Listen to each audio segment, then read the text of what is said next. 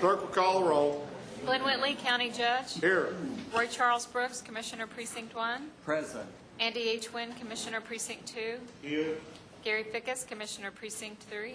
Here. J.D. Johnson, Commissioner Precinct 4. Here. Constitutes a quorum. Thank you. Our invocation today will be delivered by Michael Orrs from the Saginaw Church of Christ in Saginaw. Thank you for being here today. After the invocation, please remain standing for our pledges. Let's pray together. Righteous and loving Heavenly Father, we're so thankful for all that you do for us each and every day. We thank you first of all for the men and the women and all those assembled here today to talk about the business of this great county. We pray, Father, that the decisions that are made concerning this county and of all the people might be beneficial and encouraging and strengthen the communities that are represented here. Father, I pray a blessing on all those who are here, their families. I pray that all the commissioners and the judge that you might be with their families, their health, their strength. Be with them, Father, in the decisions that they make, and please give them wisdom and counsel that will help them to make decisions that will benefit others. I thank you for placing these individuals as your agents in these positions, as you told us in your word, Father, to use their authority to further your purpose and establish the things in this county necessary for us to succeed and live each day. Bless their constituents in each precinct. May you be with all of them and help them to have a good reputation among them so they might be able to work hard and work effectively among them. Bless the workers that they oversee and help them to work in peace and unity as they strive to serve our community. Be with them when they make these weighty decisions, Father, that are often difficult to make. I pray you would help them to lean on you in difficult times and know that you are with them. Father, bless Tarrant County and all of its residents. May you help us to be prosperous. May you help us to be unified in all that we do, work together hard, and among our communities be peaceable and loving towards each other. I thank you for the love that county commissioners have for their people. I know, Father, that's the main reason and purpose for their work, that they love people and they want the people in this community to be blessed. I pray for them, Father, in that end, that they might be able to be among the people that they serve, that they might help them and encourage them to know that they're in good hands in the choices they're making concerning their county. Father, I thank you for this great nation. I thank you for all that you've done for us, and I know that there are many going through difficult times and aren't sure about the future. Father, I pray that we would put the future in your hands and that we would work hard together to be able to make a better future. Be with all the decisions that are made today. May they be according to your will, Father. May they serve the people here the best. We ask you all these things in your loving and wonderful name of Jesus. Amen. To the flag of the United States of America and to the republic for which it stands, one nation, under God, indivisible, with liberty and justice for all. Honor the Texas flag. I pledge allegiance to thee, Texas, one state, under God, one and indivisible.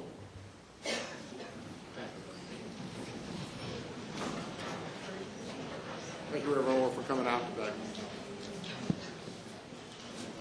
Yeah, I just found out that he's grandson of the superintendent that I had when I went to high school in Locke, Texas. Is that right? Yeah, I just found that out. Mr. Manius. Thank you, Honor Members of the Court. We have three announcements relating to the agenda this morning. Under item 9G1, which is information technology section, we're going to ask that we hold that particular item for 1 week.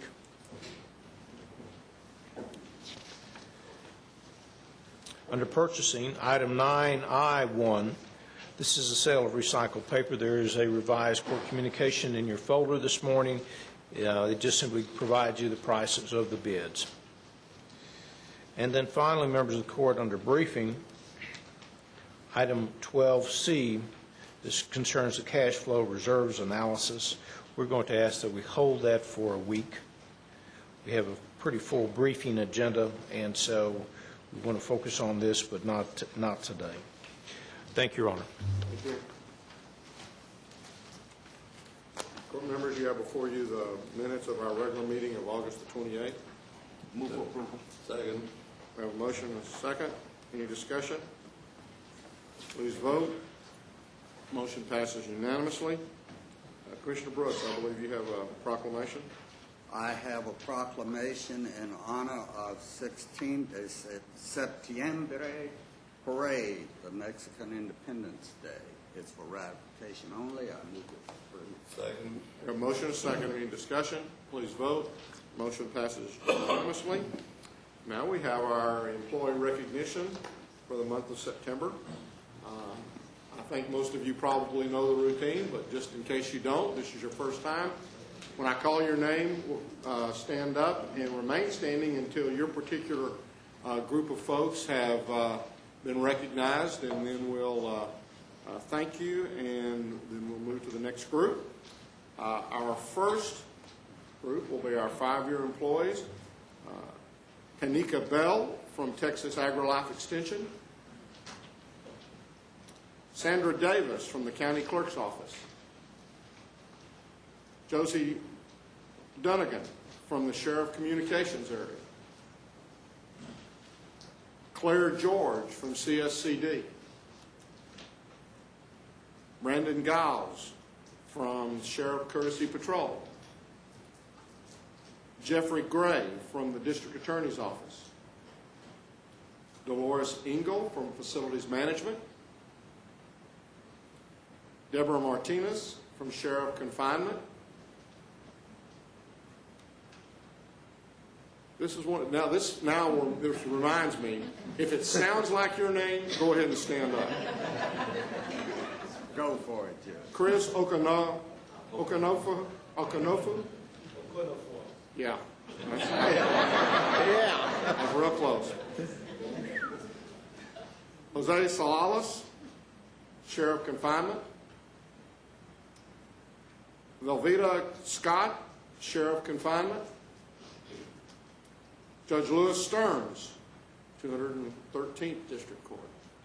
And Patricia Whiteling, Public Health. These are our 5-year employees. Let's give them a big round.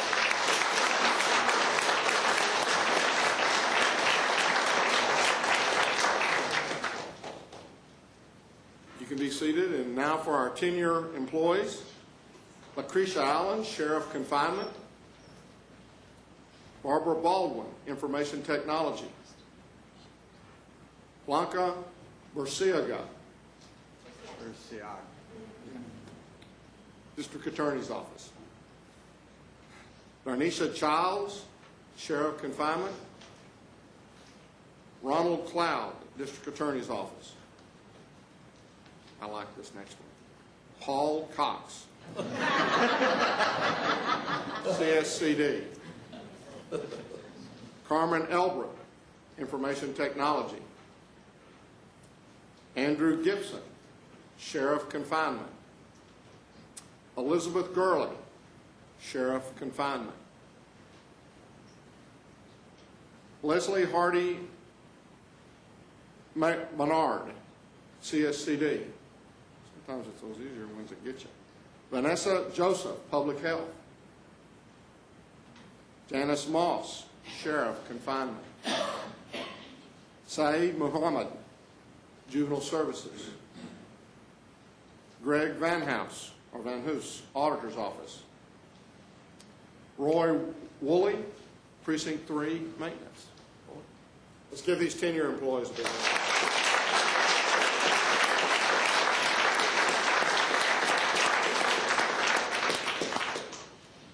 Now for our 15-year employees, James Allred, Sheriff Booking.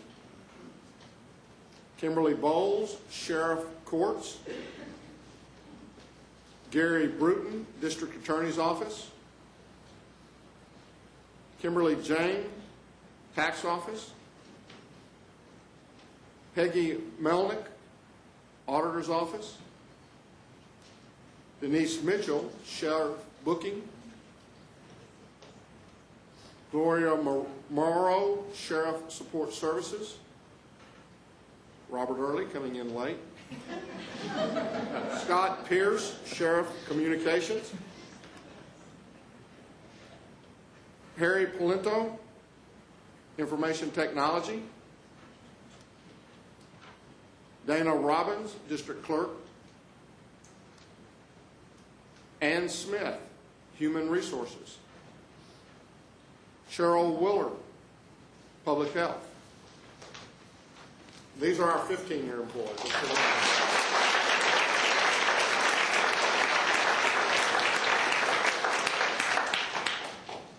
Now for our 20-year employees. James Albright, Sheriff Courts. Rose Bennett, Public Health.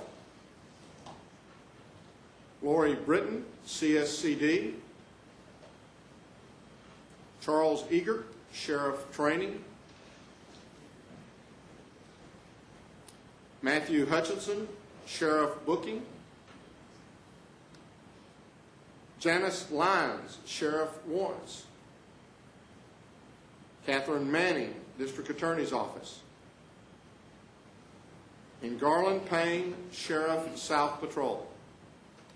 Let's give these 20-year employees.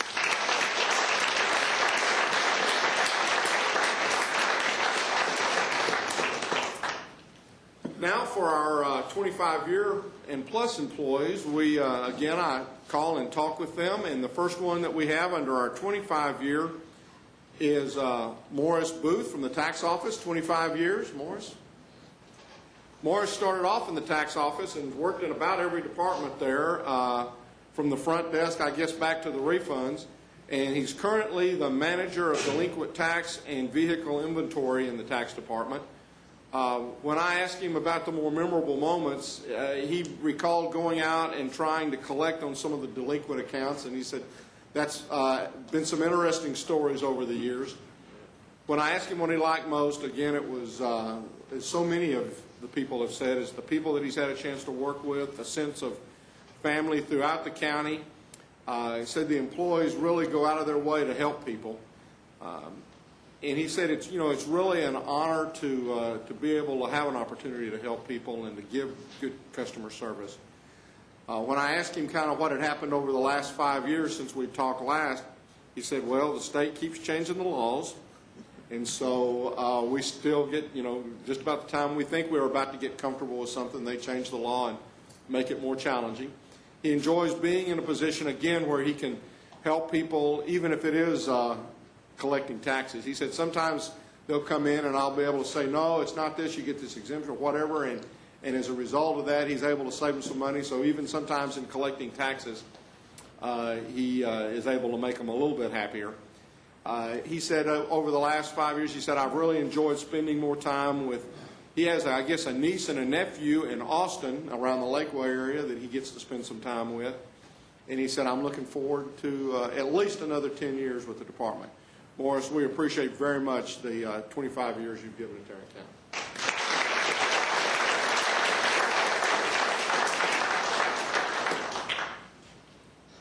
Next is Marilyn Carter with the District Attorney's Office.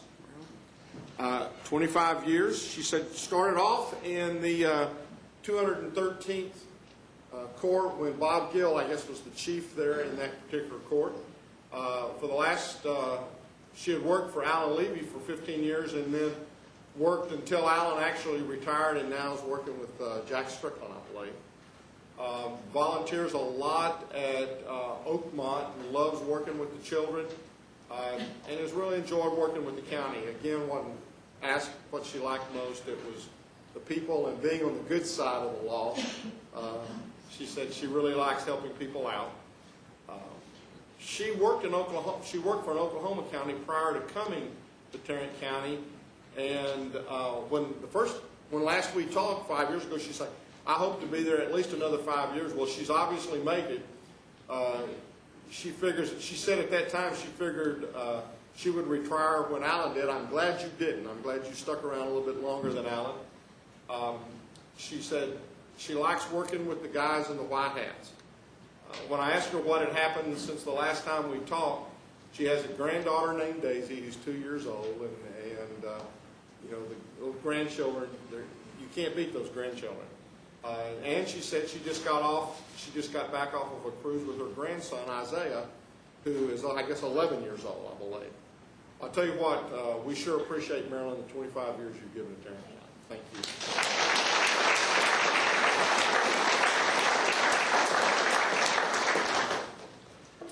Next is George Davenport with Sheriff Confinement for 25 years.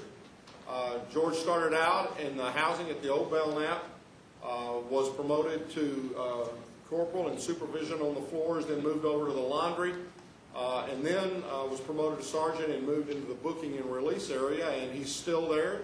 When I asked him what he liked most, again, it was the people and the way everybody kind of takes care of one another.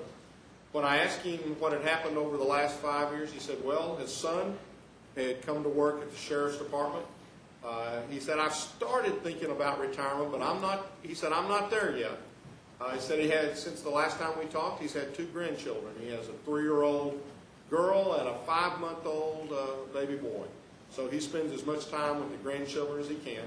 And his father-in-law was a longtime employee of Tarrant County, Don Edwards.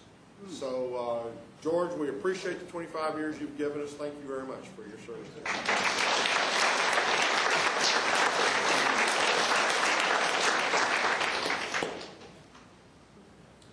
Next is Robert Hernandez.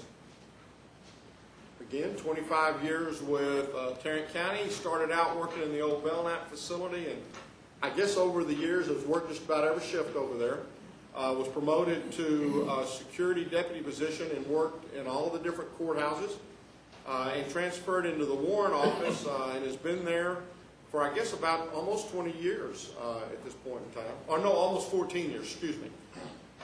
When I asked him what he liked most, he said it's always different. He said, I like the people and the opportunity to work with the other agencies.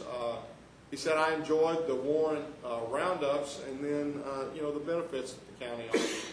He said, I look forward to working for at least another 5 years. And Robert, we hope you do. And we want to, again, thank you very much for the 25 years of service you've been with us.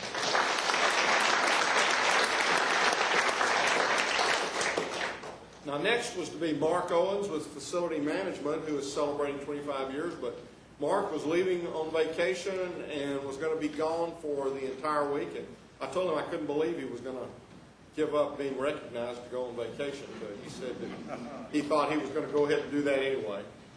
So when he gets back off vacation, you see Mark, tell him again thank you for the 25 years of service that he's given to Tarrant County. Next is Terry Waldrop, Sheriff's Confinement, 25 years. He's now actually on the bond desk. He started off as a jailer and spent about 6 years there, and then was in the APHIS program and booking area for a while, and now works the bond desk.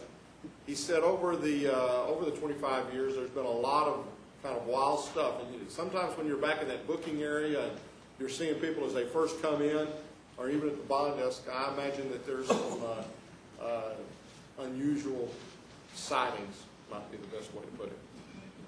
What I asked him what he liked most, again, it was the people that he had a chance to work with. He said every day, every experience has really been a great experience.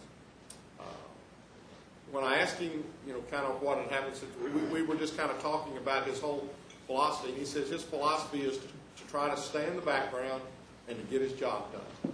And I think you've been pretty successful at that over the last 25 years, Terry, and we appreciate very much the service you've given to Tarrant County and citizens.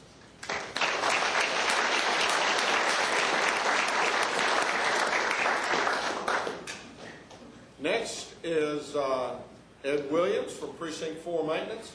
There's Ed. Started out in Precinct 4, worked as in the shop as a mechanic for a while, and now as a supervisor. I guess been a supervisor for a little over 2 years. Went to work when the county didn't own a paper. Just did seal coat at that point in time. He's seen a lot of changes occur. Much better facility, much better equipment, really an overall improvement in the precinct. Just that, I guess you had to Because take of most of the employees blame like for that. him. Well, that's right. That's right. When I asked him what he liked most, he said, it was the, Said JD, didn't well, he did. Now, he actually said working for JD, and so I knew at that point in time he had his boots on. And he said working for for the other employees that he has a chance to work with. He said, I asked him if there was, something, he said, I have never regretted a single day of working for Tarrant County. Now, when I asked him what had happened kind of over the last 5 years, since the last time we talked, he said, well, his kids were all grown. He said, I'm dealing with grandkids now. He said, I'm beginning to at least think about retirement. He said, I'm able to retire, but he said, I'm not quite there yet. He said he's proud to be a part of the county. And what he said was, he said, I'm proud to be a part of a county that hasn't had to lay anybody off, and that continues to take care of their employees. And again, that's commissioners, and we all try to do our best, along with all the elected officials, to really try to run the county in a financially responsible way.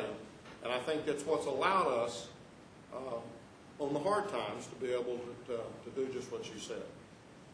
He said he's thankful for all the people and for all the jobs they do for Tarrant County.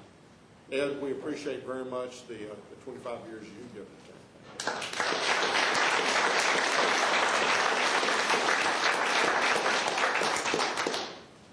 Next is Vicki Bowers, 30 years of service. 30 years. Started out in the tax office, spent about 4 or 5 months there when she moved over into the tax department. And I think the reason she moved over to the tax department is because you got married and you had to move because your husband was in that same department. My mother-in-law was. Your mother-in-law was, Jeannie. I had to move to juvenile. Okay. Went to juvenile in '83, and as operational support supervisor over there. Most memorable moment, she said helping the other departments, and she said helping with elections, with the elections department on elections day. When I asked her what she liked most, she said she enjoyed what she did. She said it takes everyone working, and this kind of really hit me, everyone working 8 hours, 5 days a week to make things work. And she said it's just a great place to live. Her husband celebrated 25 years. Now, I guess that would be, is he retired now? Yes. He's retired now. So this was 5 years ago when he was celebrating that. Again, mother-in-law's Jeannie. She said nieces and nephews have helped, kind of keeping the tradition going. Great place to work. She said, since last we talked, obviously she's celebrating 30 years. Her husband retired from election. 4th generation to work for the county. Still loves the job working for the county. It takes everyone doing their part to make Tarrant County what it is today. Really talked about the teamwork. And I think, Vicki, that is what it's all about, and we appreciate very much the 30 years of service you've given us.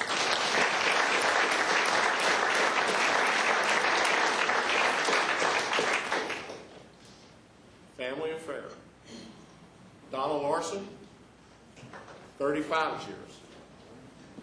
Started out in CSCD, worked there for 10 years. Actually, she started working for the county her senior year in high school. She was in a VOE class, and she worked half a day.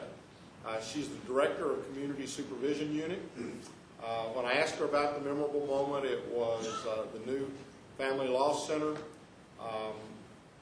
She said, I love the way the county looks out for their employees. It's a great environment. Of course, Rick O'Neill is her older brother. Her daughter, when last we talked, her daughter was just about to enter law school. Since that point in time, her daughter graduated from law school, has been practicing for a couple of years, works for a firm in Dallas. Now, I don't know why she couldn't have found somebody in Tarrant County to work for. We all have our black sheep. Well, money does sometimes make a difference. Her grandfather was judge and district clerk, and she remembers telling him that she wanted to go to work for the county when she was 12 years old. 5 years later, she was working for the county. Her mom worked for the county. Mother, her family has over 100 years of service working for this county. Her first paycheck from the county was for $71.10. And it was, well, she was a VOE student. Since last we talked, they purchased a new home. Her husband flies for a hobby. And I believe that's her husband. Stand up there. Thank you. And on a personal note, they were at a rib judging contest last weekend in Bedford. And the commissioner and I are in a rib club together. And Don't I'm try buying, to wait a minute, I'm buying, it's my turn in October to furnish. You getting them? There's my rib provider. There's your rib man. So we're gonna work a special little deal here on that deal, and I'm looking forward to being able to bring some local ribs to our club. Donna, thank you very much for the 35 years of service you've given us.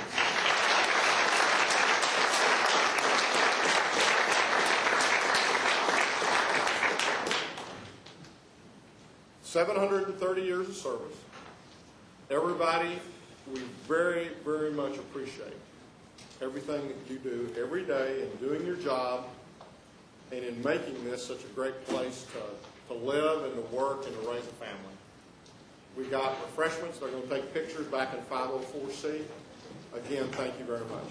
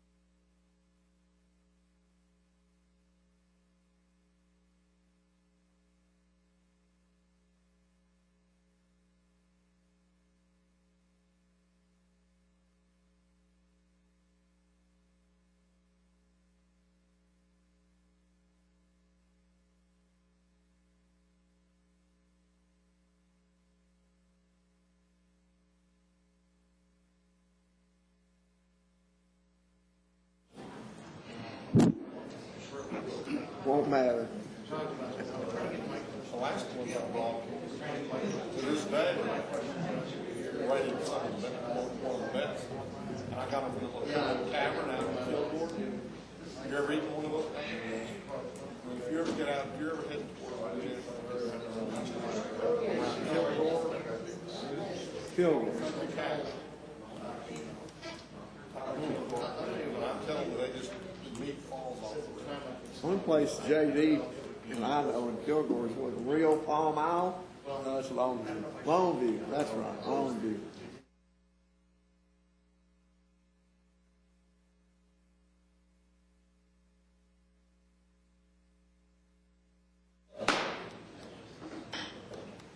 Board members, you have before you the consent agenda. Move for approval. The consent agenda. Second. We have a motion and a second to approve the consent agenda. Any discussion? Please vote. Motion passes unanimously. Arrhenius? Thank you, Your Honor. Members of the Court, we have one additional item for you this morning. We're requesting that the Court approve the transaction and adopt a resolution in support of a tax-exempt finance and loan agreement between Ogilvy Education Facilities Corp. and Trinity Basin Preparatory in an amount not to exceed $3.5 million This money will be used to either finance or refinance the cost of certain educational facilities in Tarrant County. This is one of those items where that, because the money is going to be spent in Tarrant County, requires approval of the Commissioners Court. That property is the Immaculate Heart of Mary Catholic Church, which is located at 101 East Pafford. Move approval. Second. We have a motion, second. Any discussion? Please vote. Motion passes unanimously. Thank you, Your Honor.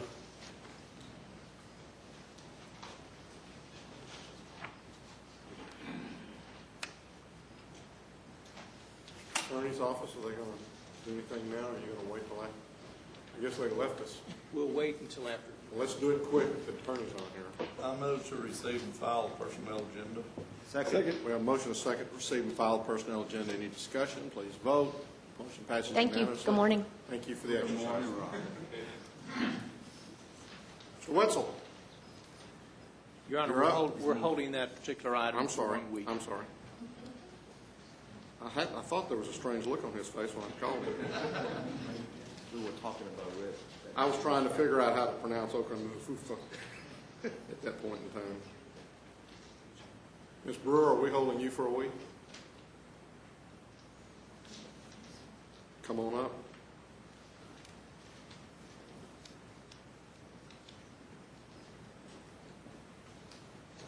Good morning, Your Honor. Good morning. Good morning. We're just seeking permission to, for a grant to submit to the National Network of Public Health Institutes and Robert Wood Johnson Foundation.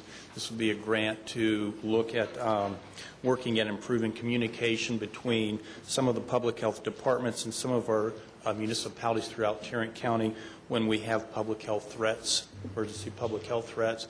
We would be using the Plan, Do, Study Act Quality Improvement Study Model, some of the QI tools to look at making improvements in that way. It's 6 months. It starts in November, and it would be for $5,000. We would have 15 hours, mostly by teleconference, of having a quality improvement coach. This is something that the intangibles are that would help segue into our quality improvement efforts we've been doing with the accreditation effort to apply for that, because quality improvement is interwoven throughout all of the accreditation modules. Move approval. Second. We have a motion, a second. Any discussion? Please vote. Motion passes unanimously. Thank you. Beecham. They won, didn't they? I'm sure they did. They're playing. Jacksonville. Playing the little. That's like Lawnmowers College or? I don't think LSU actually overpowered North Texas either, but I might be What was wrong. your score? 49-24. It's about the same. Win, 41-14. win, gonna get beat, lost.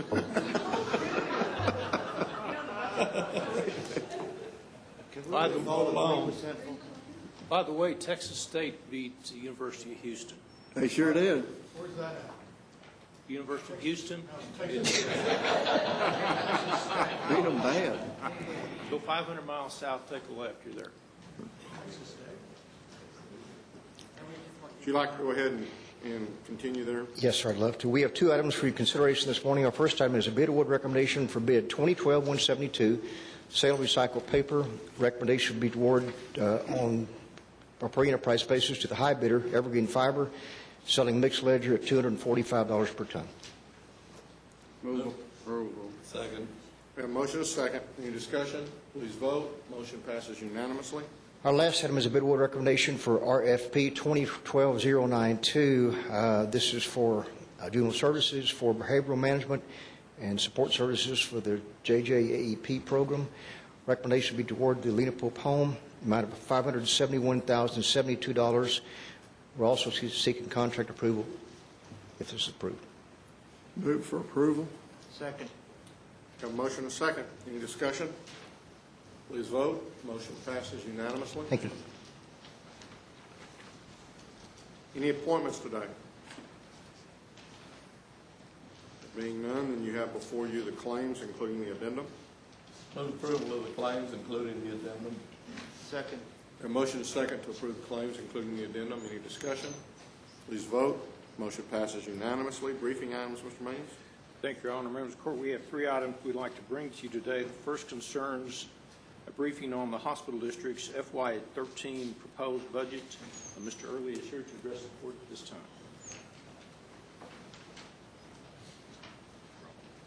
Thank you, Mr. Manius. Thank you, Your Honor, for your kind introduction. You bet. Very nice. Glad to be able to do it. I will say that that is an interesting thing that the county does to recognize its employees. We try to do the same at JPS, and I think oftentimes you can forget what it's like to have a 10, 15, 20, in y'all's case, a 35-year employee and the dedication they have to the county. It's a good county to be a part of, and we at the hospital district know that.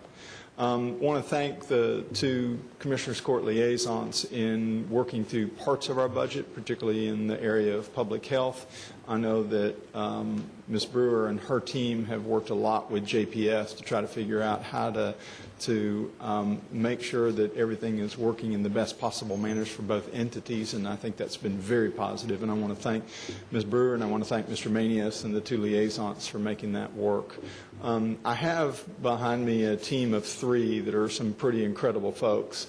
David Salisbury, you met as our Chief Financial Officer, and we brought David in from Baylor in Houston, and prior to that from the state of West Virginia, where he served in the health system in West Virginia, which is a similar system to JPS. Next to him, who is supporting the cast today, is Doris Hunt. Doris joined us from Cook.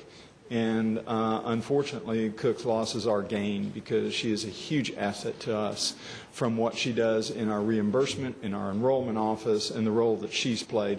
Mr. Salisbury had Ms. Hunt play a far greater role this year in our budget, and I think she developed a wise and good budget along with Mr. Salisbury.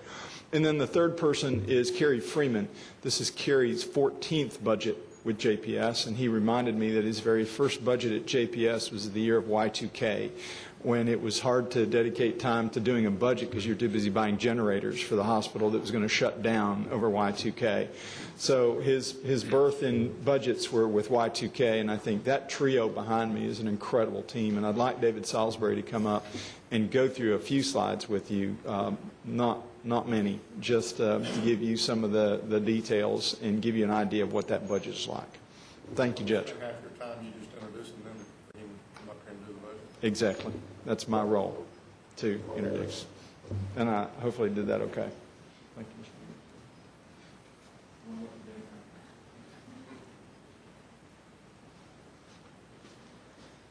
Good morning. Good morning. As Robert said, I'll go through a few slides here. We've provided to you a prepared report prior to the meeting, and certainly would be willing to entertain questions that you would have for us.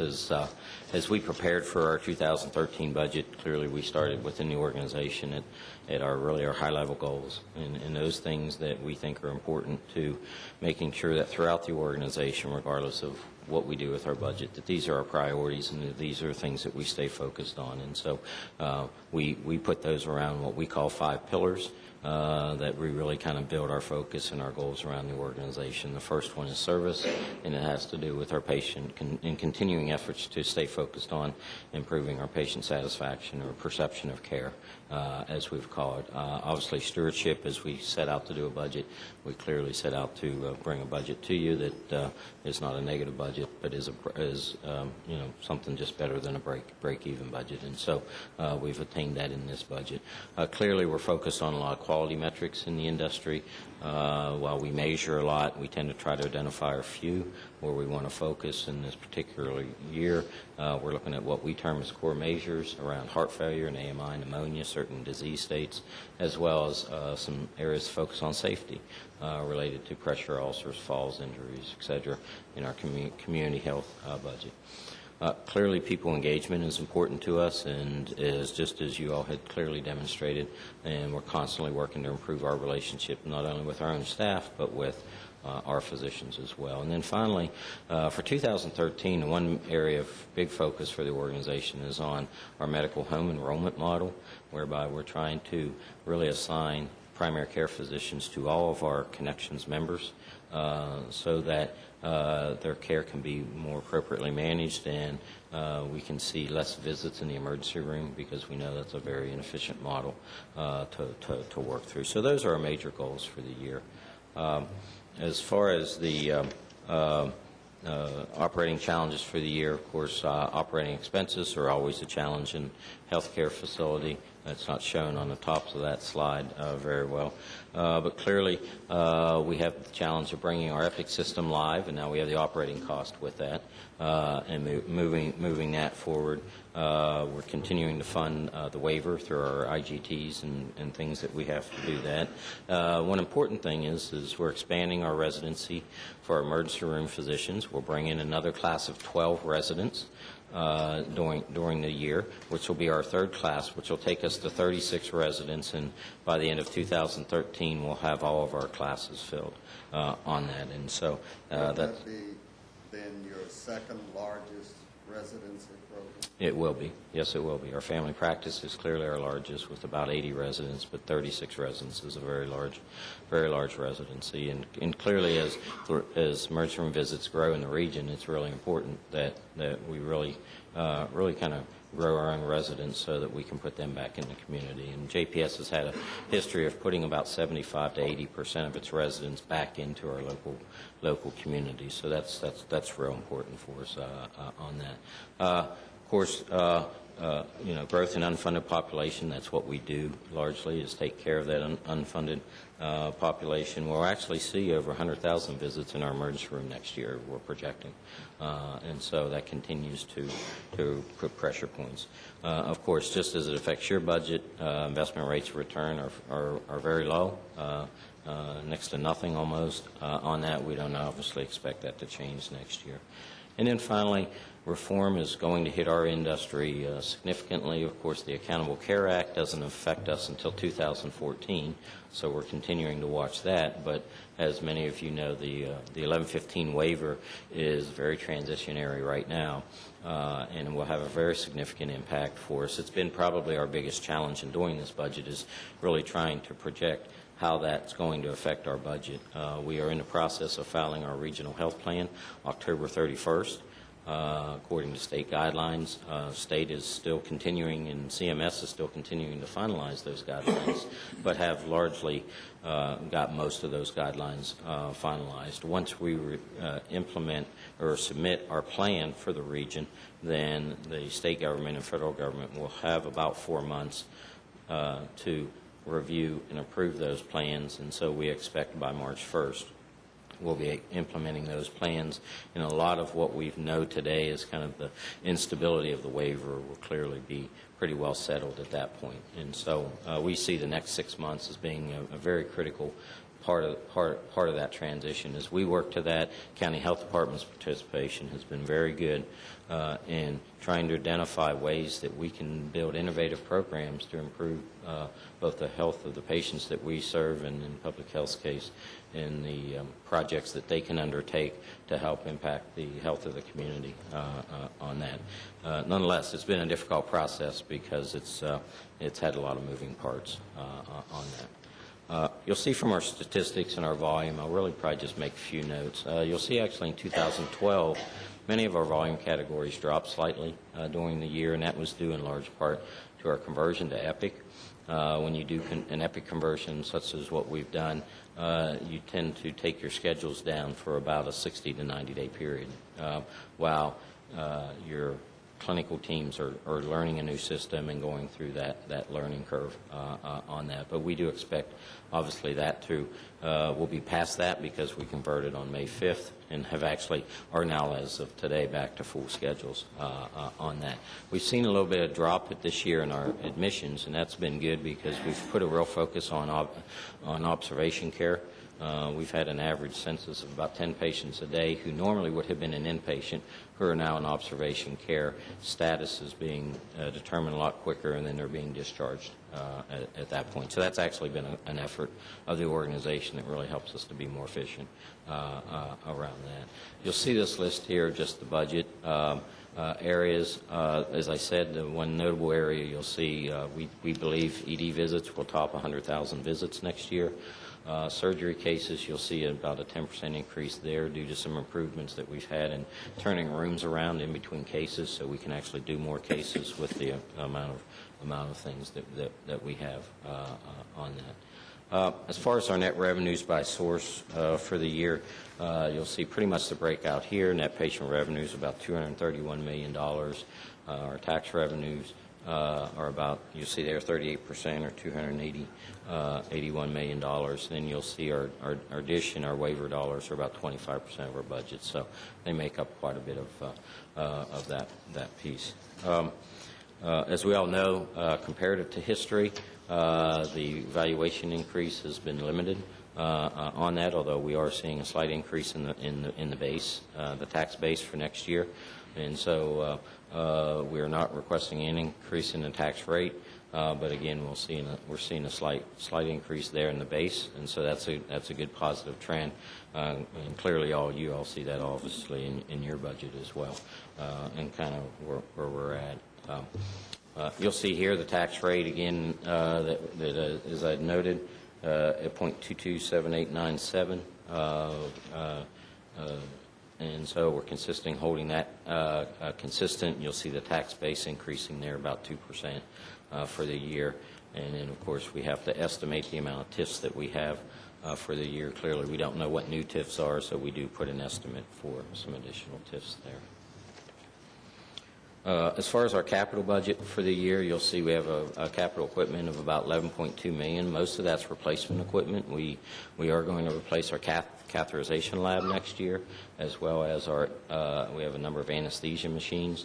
Those are our two largest capital equipment items. And then we have some radiology equipment we're replacing.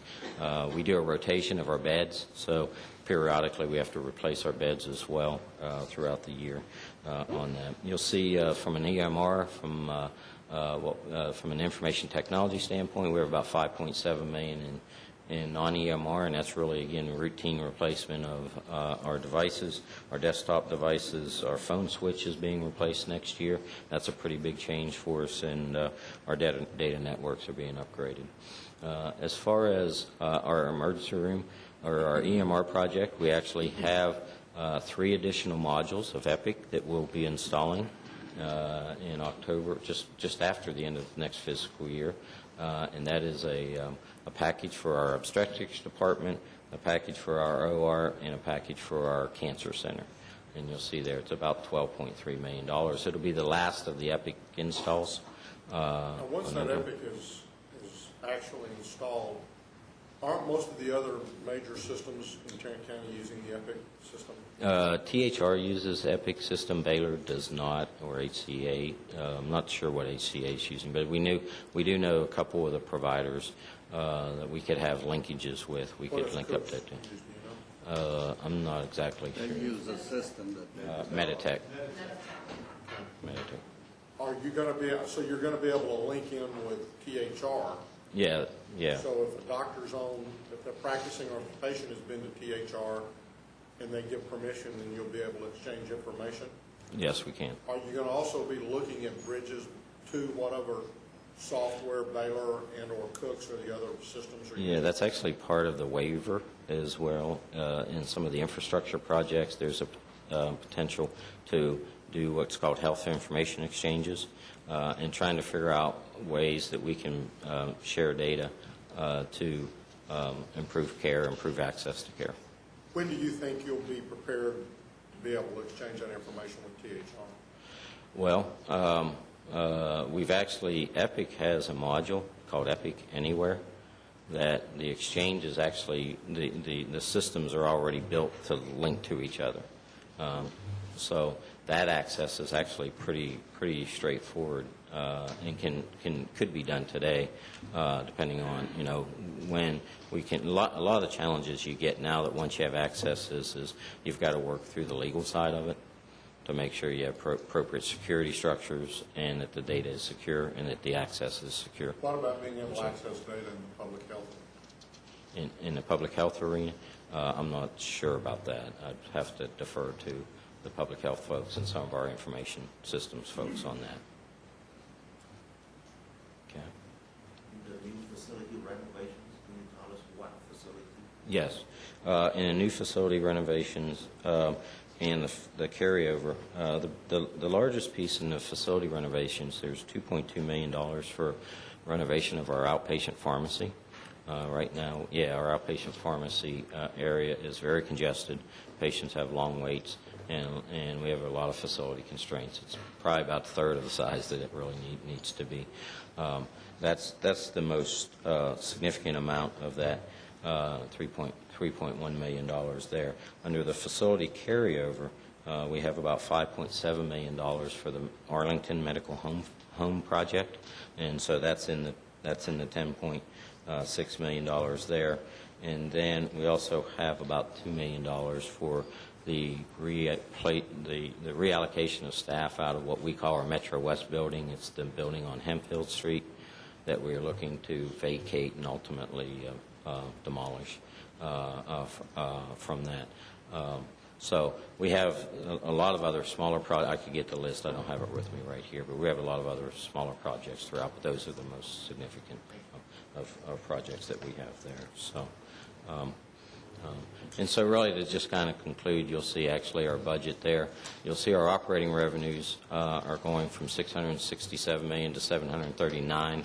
Now, a big part of that is under the waiver dollars. We have dollars now that we offload to the Tarrant County Indigent Care Corporation that, because of the way the waiver is funded, has to be brought back in. And so you'll see the pickup of the waiver dollars there.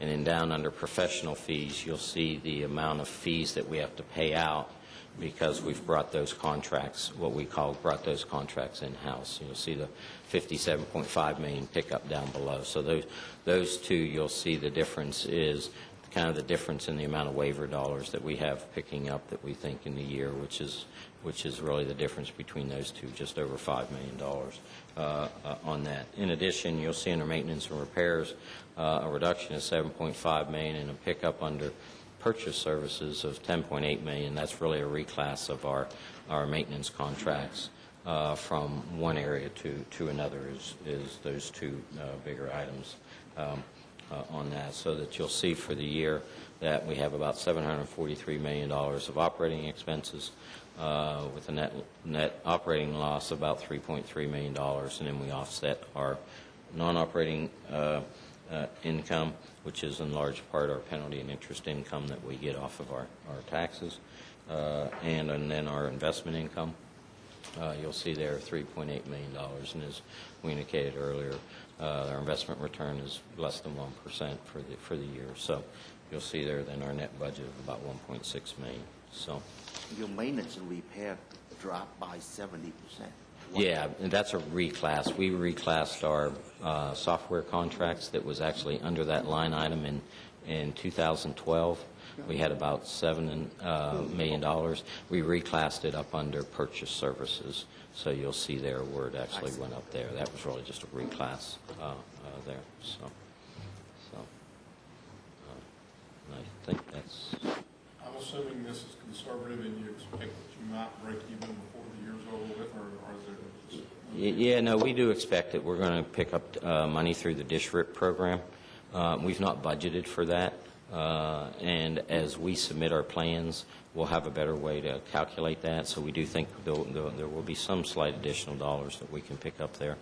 But clearly, our board has been very clear about the results in our budget and kind of where we're at. So, Judge, if you would let me speak to the waiver and where we're going with this. We've had numerous discussions with you all about the waiver, and we'll be happy to continue those briefings for Mr. Manius and you as commissioners and you as judge as to what we do with those waiver dollars. We certainly suspect that we will be coming back, and we've told our board we'll be coming back for an amended budget as we look and see what the ramifications of infusion of funds from the waiver might be.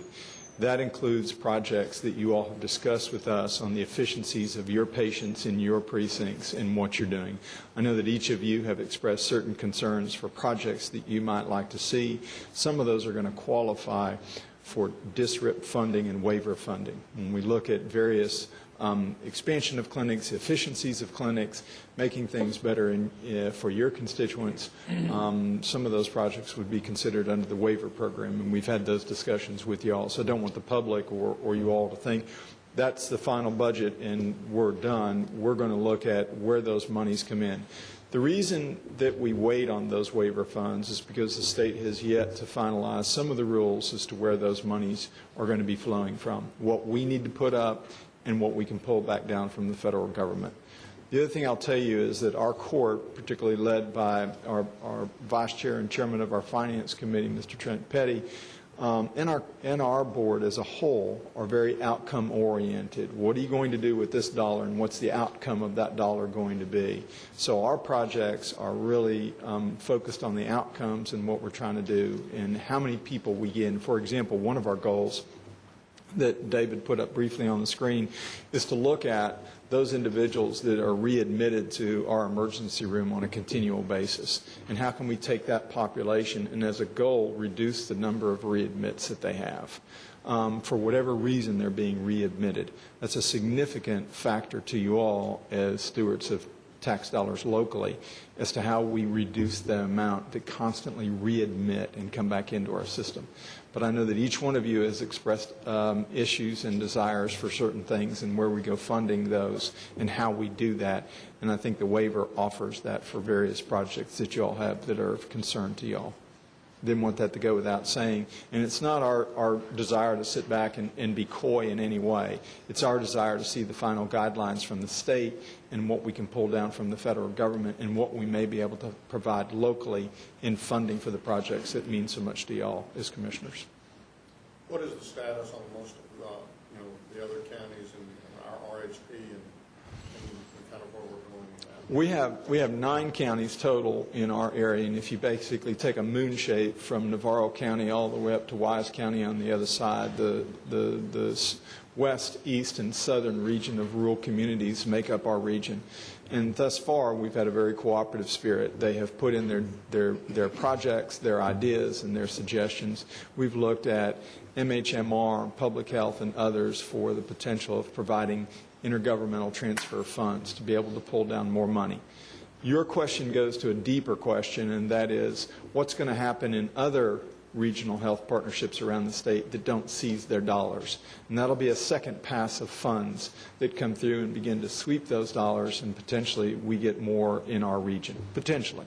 I will tell you, and this is not bragging rights, but I will tell you that speaking with the other CEOs, particularly the 8 CEOs that serve as public hospital anchors for those regions, I don't mean to be disparaging to any of them. I think our organization and what we've done and the plans and the projects that we put into place are a little more forward than some that I've seen in other areas. Again, I'm sure I've made them all mad, but I think what we've been able to do is put down projects and programs that have the greatest degree of success. There's been a lot of discontent in some of the other regions. And if you look at some of the regions to the north of us, the county is serving as the anchor, and that's been a challenge for some, and we haven't faced that challenge. So I think I'm very optimistic, and I think the working relationship has been very good in our region. So I did want to let you all know that if you go back and you look and you say, well, is this particular item in the budget not only will be amended and have a significant change to it, but the projects that you all have discussed with us have been well considered and are part of our waiver funding and what we want to look to offset those costs. I'd like to make 2 comments. The first is that we're all committed to finding a more collaborative way for public health and the hospital district to work together, especially on community outreach kinds of issues where there may be greater opportunities to leverage the efforts of public health And the second is a pure commercial. And that is that probably a large portion of the readmits to your emergency room come from the homeless population. And we appreciate your efforts in working with the health care for the homeless group in providing medical homes for that population. If we don't address that issue and we don't address changing populations in your precincts and where things move and how things change, we won't be the system that you need for this county. You've got to take into consideration, and some of those issues are not oftentimes discussed or viewed by the public as being urgent, but when you look at the numbers and you look at the costs, they are urgent. And when you look at the population shifts, we're blessed with the fact that this is continuing to be a growing county. You've got to be fluid with your budget and the services that you offer to the precincts that you all represent. If you just keep doing it the same way, that's a lot of our changes in Arlington and looking at the medical home model and trying to figure out, instead of having 4 locations to run to in a day to get your care, you go to 1 location. Looking at that, looking at antiquated facilities that may need to be modeled in a different way to create greater efficiencies. So your point's well taken. However, in the eye of the community, sometimes those may not rise to the level of debate that they should, but we're bringing it to their forefront. And it's a smarter way to spend your dollars. Thank you, Robert. Thank you, Commissioner. Thank you all very much. Mr. Manus, thank you. Members of the court, we go to item B. This is a presentation by the Tarrant County 911 District as it relates to the proposed 2012-13 budget. Mr. Petrie is here to address the board at this time. Your Honor, Commissioners, Mr. Manius, staff, thank you very much for the opportunity to brief Commissioners Court this morning concerning the FY 2013 budget of the Tarrant County 911 District. Since the first call was answered August 2nd, 1987, yes, 25 years ago, over 50 million 911 calls have been processed through the system, and we've never raised our fee yet. Briefly, we'll go through a district overview. The district was created in 1984 for the express purpose of providing 911 equipment and services for police, fire, and EMS departments in Tarrant County, later including Irving and DFW Airport. As I mentioned before, in August 1987, enhanced 911 service was implemented throughout Tarrant County. As defined by our enabling legislation, a 7-member appointed Board of Manager governs the district. 1 non-voting member represents the major service supplier. The 2012-13 budget has been crafted to support the district's forward movement in a number of critical areas. Continued emphasis on increasing wireless 911 reliability through continued wireless accuracy testing, testing of new wireless devices and services, and expansion of the Wireless 101 training program that we call Where's Waldo. In calendar year 2011, 76% of all of all 911 calls came from wireless devices. In fact, August of this year, that number was 82.15%. Continued efforts to assist in reducing personnel costs for our member public safety answering points, the different dispatch centers, through assistance in recruiting, pre-hire testing, training, and retention programs for all 911 call takers. A continued focus on continuity of operations and continuation of operations through our regional relocation site strategy, of which you are a very valuable partner in 2 locations. An expanded program of on-site power support to enhance our PSAP's availability to remain in their PSAP during loss of commercial power. Planned progress on the next generation 911 through continued interaction with our user base, proof of concept projects, development of an IP-enabled network, and upgrades to our customer premise equipment. We expect a request for proposal to be issued in literally the next few days concerning the replacement of our 911 equipment. That will be about a $20 million project over the next 3 years.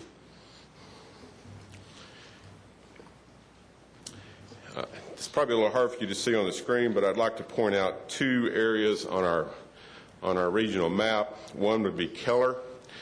Keller has now consolidated with Southlake, Westlake, I'm going to forget somebody I know, Colleyville, for a dispatch center there in Keller. We also recently consolidated North Richland Hills. North Richland Hills is now taking calls for Haltom City, Watauga, and Richland Hills. We are very supportive of these consolidation efforts that are taking place, and there's a couple of more that are in the works that I'm not at liberty to say who they are, but we have a couple of more in the works. Real quickly, some statistics. There's 51 public safety answering points. 32 of those are primary sites, 6 secondary, such as fire and EMS. We have 11 backup centers and 2 training centers. We have 41 member entities, 38 cities. Remember, we include DFW Airport and Irving, Tarrant County, DFW Airport, and the Naval Air Station. District population is just over 2.2 million, 1,100 square miles. There's 1.1 million wireline database records, and we estimate approximately 1.6 million wireless devices. As I mentioned earlier, we have about 2.2 million 911 calls were answered in 2011, and as I mentioned earlier, 82.5% are from wireless calls. Our budget also includes a 4% merit pool for our employees. We have about half of our positions that are below midpoint. We're also including approximately $2 million has been earmarked for the Interoperable Radio Project, and this program will fund radio interoperability projects in a manner similar to our PSAP assistance program. You see on your screen our budget in the simplest of terms. We expect revenues to be approximately $13.6 million, expenditures are approximately $23.3 million.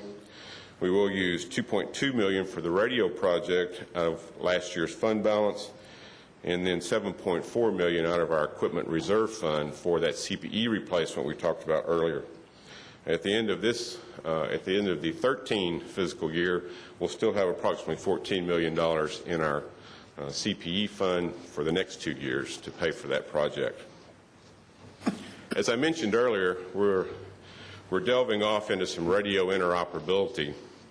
You'll see on your screen various radio systems throughout the county. In the most general of terms, those systems really can't talk to each other. Some are in various stages of digital or analog conversions. As I mention that, people always gasp and say they can talk to each other, but it requires some effort, some detailed technical knowledge on the part of the emergency responders to know to go to channel so-and-so on band 3 in this type of situation. What we're looking at is trying to make a seamless integration of these various radio systems and including other radio systems that are more analog nature that many of the volunteer fire departments to use. Of these systems, there are different arrangements for operations, monitoring, and maintenance, varying levels of interoperability, frequency sharing, console patches, radio caches, etc. Different points in the refresh process, and limited coordination for SOPs and event management. We're hoping through this interoperability project to be able to level the playing field for all those involved. This particular slide is the interoperability continuum created by DHS, the Department of Homeland Security. The district is currently collectively probably somewhere left of center. This continuum has been designed to help communities understand where they are in terms of interoperability. The right side of the slide represents a high degree of leadership, planning, and observable characteristics, including a regional committee working on the statewide communications project, regional training exercises, and an investment in sustainability. As I mentioned earlier, we're sitting probably just a little bit left of center. Technology is only 20% of this continuum, but as usual, it takes 80% of your time. You can't have interoperability until you have operability. That's something we have to remember. You'll notice that the governance is a very top line. That's what we're emphasizing at the present time.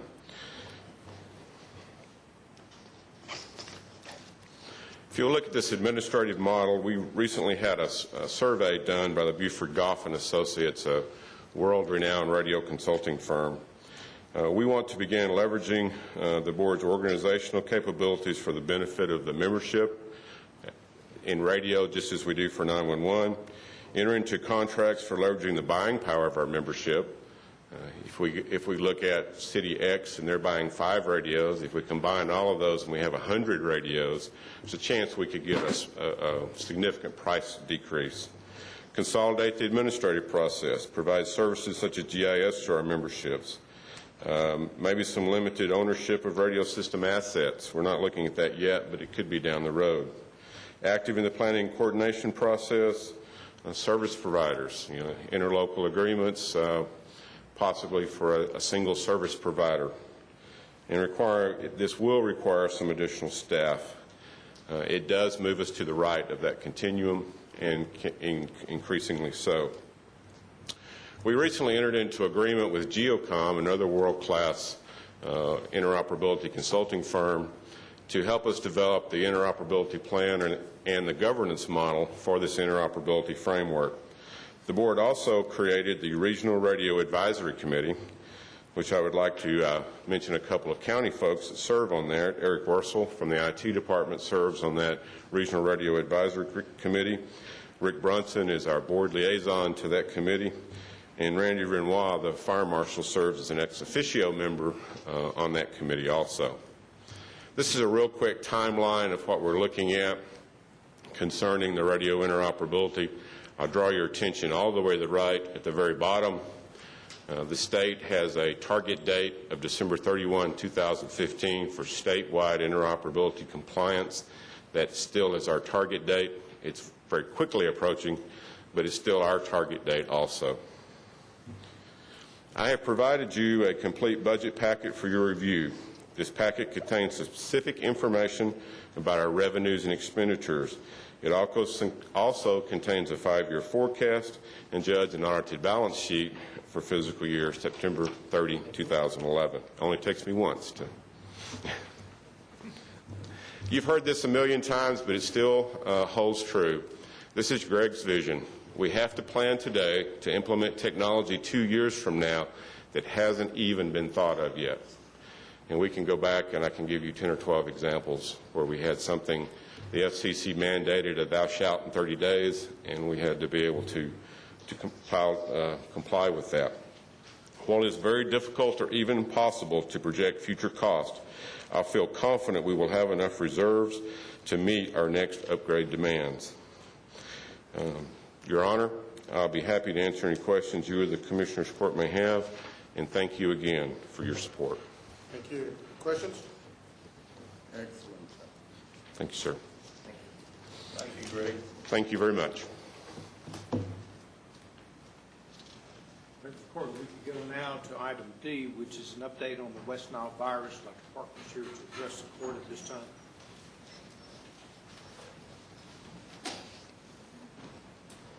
Good morning.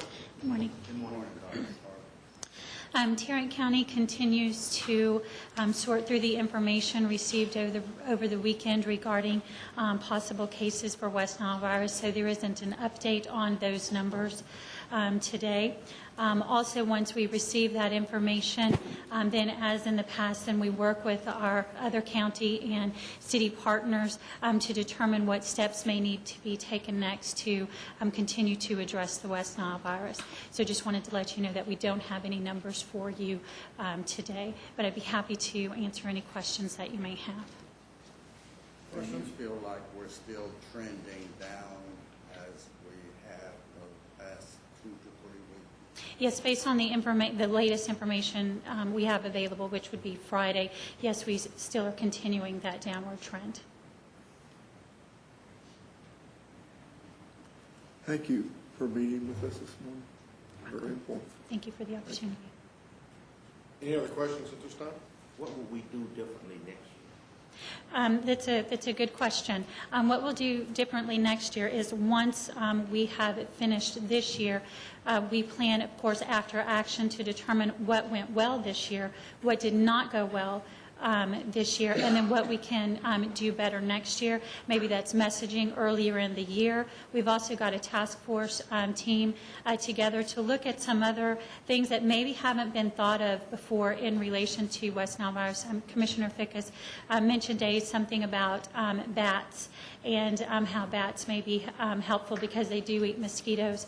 One of the things that we're looking about is other animals, other predictors that maybe if we looked at different populations other than just mosquitoes, but the animals that eat the mosquitoes, is there something else that could have alerted us to this situation so that we would have been more prepared for this? So we're, want to think out of the box and look at all available information to see if we can come up with something more predictive so that something like this does not happen again in the future, and we can be much better prepared.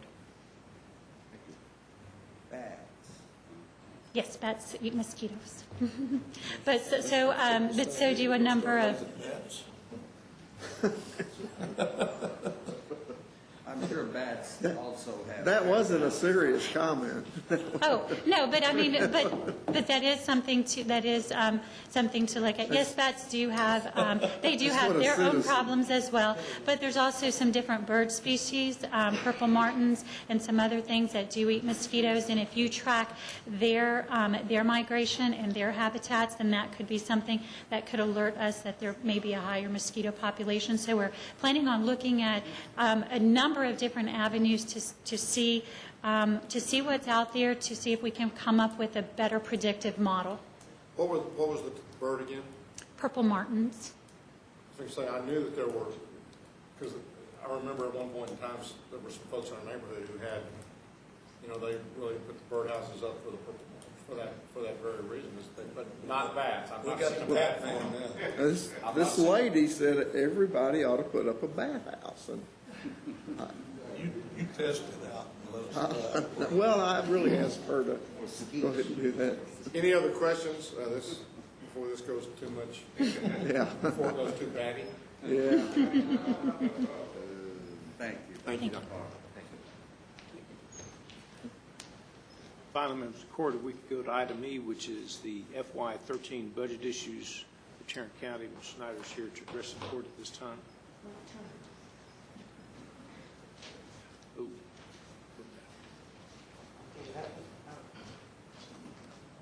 My emails.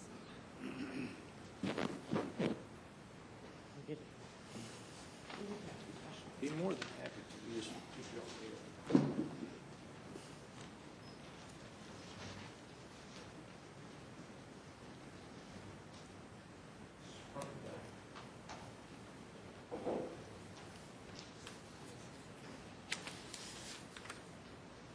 Lectern laptop.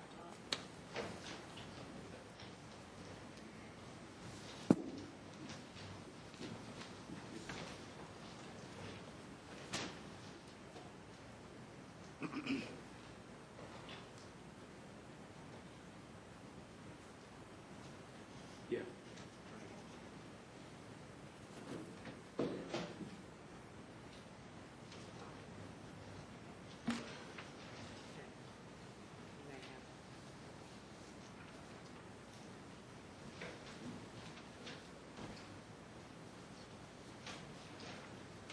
No fancy PowerPoints, just a sheet of paper with some numbers and information on it. Since last we talked, of course, we resolved a majority of our salary issues over the last couple of weeks. And in the meantime, we've been continuing to look at other issues as they come up. We did have a couple of appeals from the Sheriff's Department as we left the budget hearings with the departments. And so the first 4 items are actually in response to his appeals. Basically, we're recommending, or we've offered for your consideration, to fund the records clerk for the general office clerk for the records division, 2 patrol officers, which would put 1 officer at both North and South Patrol, an additional 3 deputy sheriff positions for backup for bailiff and security. And in return, we're going to remain or keep a position as authorized but unfunded for the next year, and that's the jail medical liaison position. If you accept these proposals, the total amount here is $275,129. Hold it, let's discuss those. Okay. Any discussion about that? And do we want a motion to approve those 4 items? My only question is about the jail medical liaison position. How do we get along without that? It's actually been vacant for 2 years. It's been vacant. I would move adoption of those first 4 items on the list related to the Sheriff's Department. Second. We have a motion and a second. Any discussion? Please vote. Motion passes unanimously. The next one, obviously, is the biggest one of the group, and I would like to come up with some good story about this one, but basically, I think this was an oversight on my part. And what we're trying to do is also, as noted here, take a look at our self-insurance funds, keep some sort of limited, comfortable reserve on hand, and get into the position of actually funding our annual needs. In order to do that for workers' comp, it would require a total of $3.5 million. 2.5? 3.5. There's already $1 million in there. Okay. And then an additional amount of about $316,000 from the Road and Bridge Fund. There's also about $120,000 that comes in annually from grants. We've seen a spike, a huge spike, in our workers' comp expenditures this fiscal year.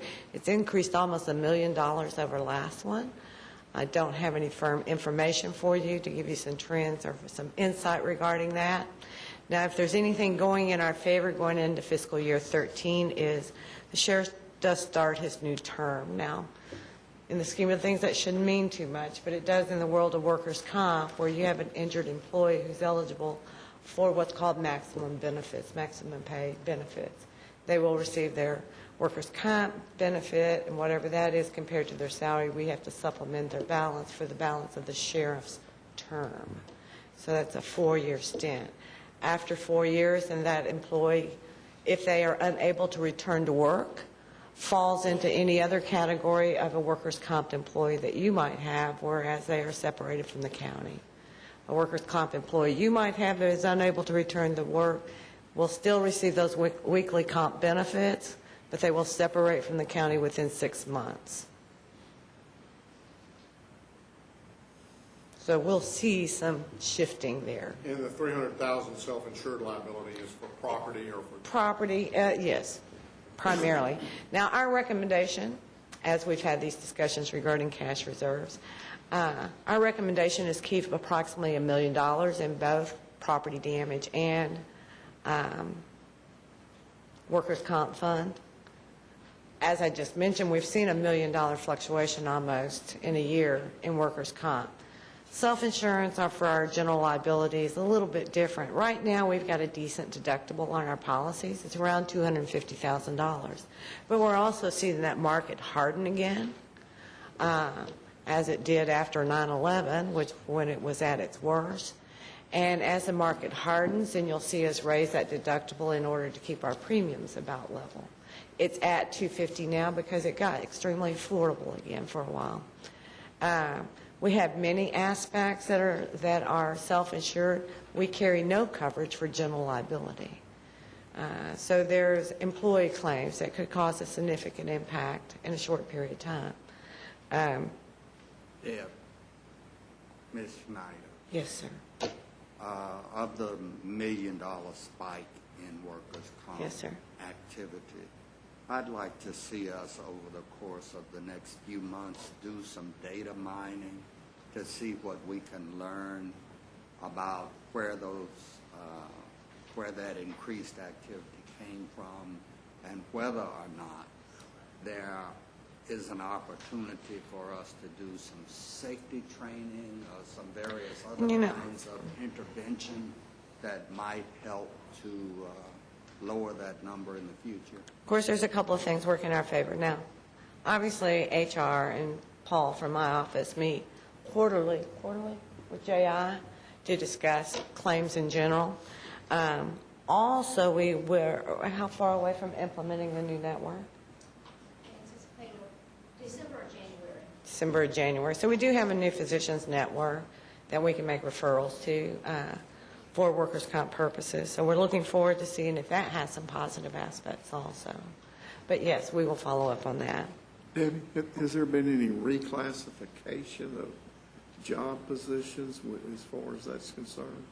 Were they up the rate on something that we've been doing for? No, because we're not really paying a standard manual rate. We're paying actual expenses.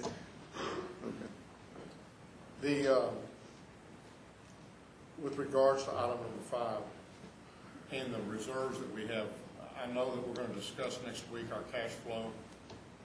And I think part of the discussion over the next couple of months will be what we need to keep in reserve for various and sundry of the different funds that we have, whether it be our general, whether it be road and bridge, whether it be our health insurance, or our other self-insured workers' comp, and then our property, as well as a couple of other ones from that standpoint.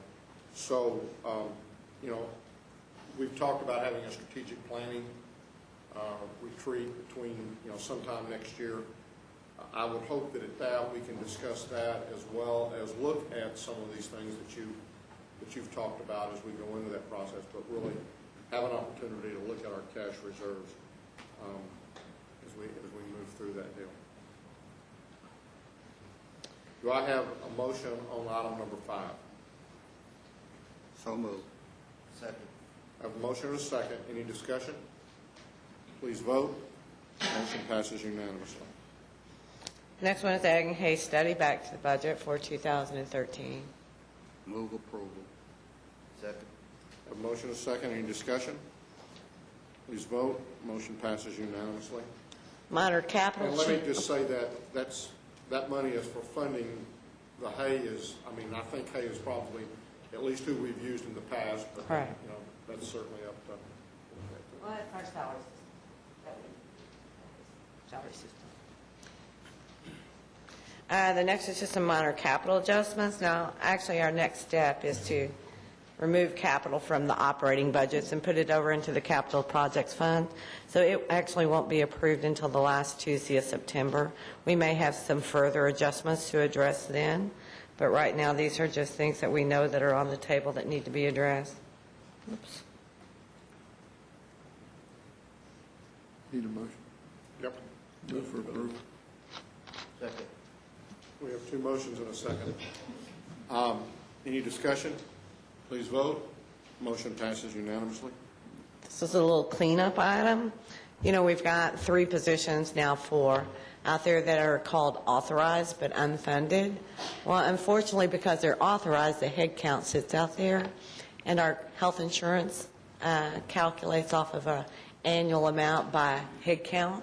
So we have to physically go in and eliminate the health insurance allocation for those unfunded positions. There's 2 in the general fund, and there's 1 on the back in the road and bridge fund.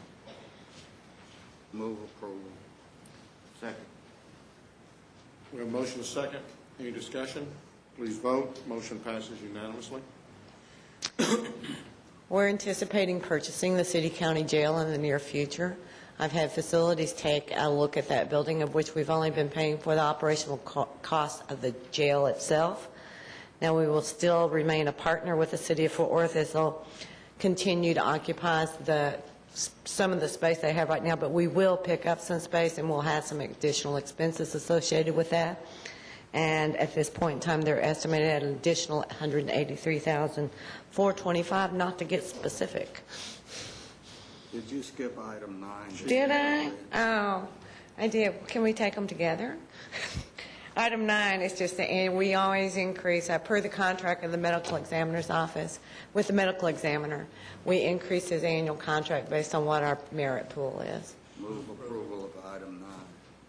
Second. We have a motion and a second to approve item 9. Please vote. Motion passes unanimously. And don't make her go through 10 again. Yeah, don't do it. Move approval of 10. Because I won't say the same thing We have a twice. motion and a second. Please vote. Motion passes unanimously. 11 and 16 are somewhat related. They are some salary adjustments that are actions that have been taken or reviewed by the court recently. Actually, obviously, one batch of them relates to the general fund and the other to the road and bridge fund, so we've separated them. They involve all the JPs, all the constables. Whoops. Yeah, where'd that go? Yeah, where did that go? That kind of fell off the radar screen. Well, let me tell you who it is. It's all the JPs, all the constables, and in the general fund, it's also the county judge's office. In the road and bridge fund, there's an additional position in precinct 1 and some other salary adjustments for each of the commissioners' precincts. Move approval. Second. We have a motion and a second. Any discussion? Please vote. Motion passes unanimously. And I take it that was for 11 and 16? 11 through. And 16? They're kind of related, Yes. but 11 and 16, yes. the next one is in non-departmental in the general fund. Our original calculations for the law enforcement piece was for a structure adjustment and in lieu of that, some sort of implementation of the steps. Well, we've run some additional numbers as we presented to you, and by and large, this reduction is related to law enforcement, as we actually intend to implement those steps based on their review dates. There's also a small adjustment amongst the non-law enforcement, or the Nellies as we call ourselves. But we did run another merit projection, and then after today, we will actually take that merit number and spread it to all the departments. So we'll see some variations once that happens, because it turns around and rounds into everybody's salary. So it will make a small difference, and we're hoping just a small difference. But by and large, this is what we know of today. We have a motion. Move approval. Second. A motion and a second. Any discussion? Please vote. Motion passes unanimously. The next one, 13, is just a very minor one, but as you know, Sergio De Leon will take over as the JP and Justice Peace Precinct 5. They're required to attend 3 schools between December and May, I think is the date. Some of them have some weekend days, most of them are during the week, obviously. So we're recommending that we add 10 additional visiting judge days to make it easier for him to attend. Move approval. Okay. Second. We have a motion and a second. Any further discussion? Please vote. Motion passes unanimously. The next one is just a recommended reduction in capital murder counsel fees. This is one of those I'm kind of on the wire on. I think capital murder fees are overfunded for next year, but at the same time, counsel fees and capital murder fees have been on the rise. Now, according to the criminal court administrators, the misdemeanor courts in particular are looking at some changes in their structure of counsel fees, which in the long run may save us some money if we can just get it implemented. So Didn't we, through our appropriation adjustment today, increase We council did. fees by $400,000? we did, but I also have close to $1.2 million more in there. You take that 400 out, it's have overall another 800,000 on top of that in the budget for FY14. Okay. Have a motion? So moved. Have a motion and a second. Any discussion? Please vote. Motion passes unanimously. All this being said, and the general fund, it boils down to all of these adjustments offsetting what was additional and undesignated by $2.9 million. If you'll remember, we had close to 7.9 in undesignated. And our goal is to have undesignated at $5 million, and it should be right around that benchmark when all is said and done. So, Do I have a motion on item number 15? So moved. Second. Have a motion and a second. Please vote. Motion passes unanimously. we move on briefly to the Road and Bridge Fund. We've already covered number 16. Number 17 I talked about. That's just an adjustment for an unfunded but authorized position. Second. A motion and a second. Please vote. Motion passes unanimously. Again, minor adjustments with the exception to workers' comp. The rest is just a minor reduction in their merit pool. and the offset for these changes in road and bridge would be to undesignated in that fund, and I'm showing you the likely balance in undesignated after these adjustments. Move approval of 18. Second. We have a motion and a second. Please vote. Motion passes unanimously. The next is the debt service fund. As you know, in the end, we decided not to sell debt for fiscal year 13, and that changed the dynamics of what we were funding for principal and interest. We've also made a move to lower that reserve in debt service. It was at $1.5 million, and the recommendation that's here is to leave $500,000. Obviously, that fund is very stable. It's supported 100%. Well, okay, 0.0001 of it might come from interest earnings, but otherwise it is from tax revenues. But after making this reduction, that does shift the taxes that have been going into the debt service fund back into the general fund. So we now have approximately $5.9 million to either show as undesignated or to add to our allocation for a lump sum payment into the retirement system. It's your We had call. talked about, making a $5 million payment to our unfunded liability. And so I would hope that, does item 19 actually require any kind of a motion? Well, the taxes have to go someplace. Why don't we put it in Undesignated. until we decide We have what some, else to do with it? Okay, I don't have a problem with doing that, but why don't we go ahead and decide right now to move it over to our unfunded liability and our pension fund? and just kind of a sidebar, I do have some additional information for you regarding long-term steady payments into the retirement system. I've only looked at it and haven't had a chance to make sure I understand everything it's saying, and I've asked for a couple of more pieces from the retirement system. In the event we do go ahead and set this aside for our unfunded liability, there's not a prevailing reason why you have to pay 100% of it to the retirement system in 1 year. You could start to have funds available and hopefully consistently over the years be able to pick a number, whether it's $3 million or $5 million, to consistently pay down over a number of years. And this would give you possibly a couple of years' worth of allocation for years when it's not quite so readily available. As we are confident in 2014, you tell these years kind of elude me right now, in 2014 that we will have to sell transportation debt.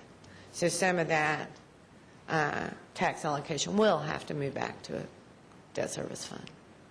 Now, didn't we already allocate $5 million toward the unfunded liability? We do. We have a We balance did. of $5 million right now. So this is. In the 2013, so this would be $5 million for the year that we're about to end for 2012. Now, if you actually say you're going to, well, you don't have to make a payment until toward the end of December. So technically, that is in 2013. It may be calendar year But 12. in the 2013 budget, I think Commissioner Wynn's question was, in the 2013 budget that we currently have on the table, we have a $5 million payment. Correct. So this would be an additional $5 million on top of that. Could be. Could be. Well, if we give it to that, will it be or will it not be? That's really your call in the end. I mean, you could, like I said, If we pass a motion right now to take $5 million, this 5.9 that we're going to transfer over, if we make a motion right now to pay $5 million to our unfunded liability, out of that $5 million that's being transferred over, will that mean that in the next, between now and the end of 2013, we will have made a $10 million payment? if that's what you want to do, you could start If to we make have. a motion, then that'll be what we wanted to do. Okay. I'm just trying to make sure that we've got, when we pass the budget, that will be one $5 million payment. Because there's already one in there. And so if we were to make another one with this 5.9 that we're picking up out of by not selling debt this year, then that means that would be another $5 million that we were making in addition to the 5 that we've already budgeted or is already in the budget. And that would give you a total of $10 million that you could spend toward that on it. What would be the benefit to us from spending $10 million in that way? One, we would save the interest on the unfunded liability, which is around 7%. And instead of making 1/4 or less of a percent on the $5 million as it would be sitting in the account, it would help to pay down our unfunded liability. And it's because we didn't sell debt, it's $5 million more that we would be adding to the reserve. I think when we get around to our reserve discussion, we will find that we have plenty of reserve cash sitting on the books as it is right now. Why don't we make this decision after we look at our reserves? Okay. I think that'll be fine. I hope that we will, again, our whole goal is to get that done before the end of December. It does impact our rate, and it will have an effect on us in future years, but it is important that we get that money paid before December 31st. So we can do that at this point in time. So with that, then do we have a motion on item 19 by itself? I have 2 questions. Sure. Okay. Our funded ratio right now is 82%, Correct. correct? Mm-hmm. In my opinion, I think we need to set a goal, whether we want to bring it to 85%. Is that a sufficient standard for Tarrant County? Or is 82% good enough? That's something I think we need to set, in my opinion. So if we set a goal at 85% funding, okay, then we should allocate enough budget in the next 2-3 years whatsoever to reach that goal.